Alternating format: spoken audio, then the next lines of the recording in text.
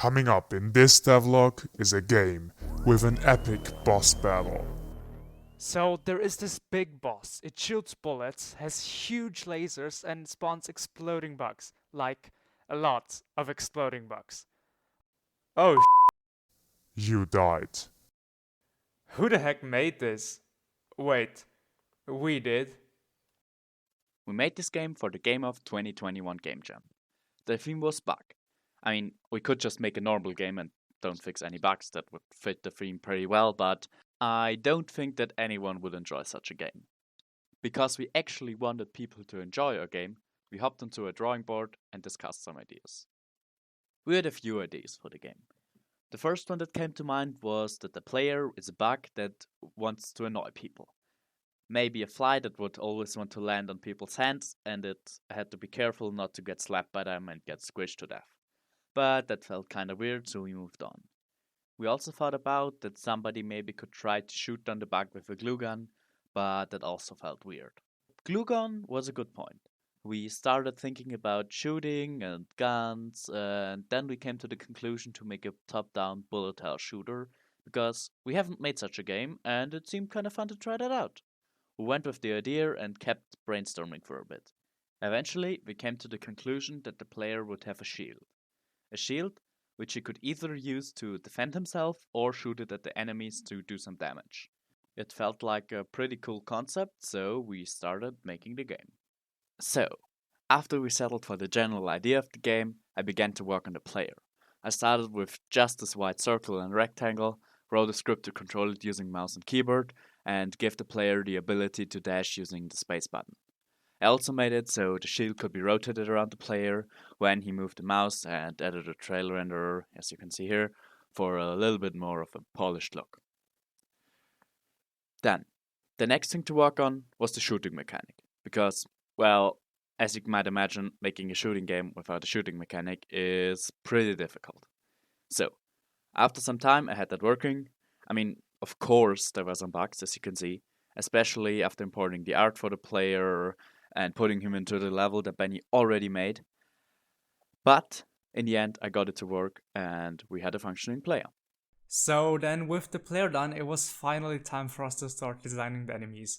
The first one I coded worked perfectly. Well, no it didn't. I just made a second one. It was complicated but helped me overcome my depression from not being able to fix the first one. After the second one broke, I just made a third one. That's how game development works. Then we had 3 broken enemies which all have to be fixed and 2 weeks left in the game jam and no levels and no gameplay and no enemies and basically just a player controller with some art sprites. How do I plan to fix this? Well, long story short, I started Steam. I looked at my empty library for a week and at some point I realized that if I want to play some games, I have to make my own. So back to fixing bugs, I guess. After a few days of work, we had gameplay. Yes, finally, with only 10 days left. The first enemy I made is a sniper which just tracks a player with a laser and shoots. The second one is a third enemy which just shoots bullets into random directions to give the game this bullet hell feeling. And the last one is a bomb which explodes when the player is close enough. There are 2 ways to deal with the bomb enemies. The first one is to shoot them with your primary attack, and the second one is to dash through them and kill them with your dash. That's the enemies finished, so we just need some art. Once it was time to make the enemies, I started out with the bomb. I went with the classical design for a bomb, just a black circle and a fuse. I switched around the color palettes for a bit, maybe some reds or black, but in the end I decided for a black for the body and just some yellow and orange for the legs and fuse, just to give it some contrast. And once I was done picking the colors, I started animating the whole thing. I gave it 8 legs so it could crawl around, animated them, gave it a little crawl animation so it could walk towards the player. And after that, I started on the explosion animation when the enemy got closer to the player. When it got closer, I wanted to feel it for a bit maybe shocked or threatened, so I gave it a big eyes like it was scared, and also I started to burn the fuse down so the player could really see that something was happening. Also, it would stop moving, so I stopped animating the legs and just did the fuse. And after the fuse burned down completely, I just blew it up, separated the parts, let them fly off to the side, gave it a big explosion, some yellows, some oranges, and some red. Just made a big orange and red circle. And after I was done with the explosion, I also made the other two enemies, and we had our enemy sprites. We needed a tile map. If you don't know what that is, well, a tile map is a map of tiles. We tried out the plugin for Unity, which allows us to make the levels more easily. You just have to draw all the different tiles, for example a 1 or 2-sided wall, a corner, and so on. And then you replace the default sprites with your own and start painting. We only made 5 levels because we didn't feel like the game had enough content for more. We'd rather make a few really polished ones than 10 or 15 boring and repetitive ones. It was 2 days before the deadline and I came up with this wonderful idea to make a boss fight. Just to be clear, it's not a good idea. It's really stressful and I do not advise anyone to do it. This boss needed about 500 lines of code to function.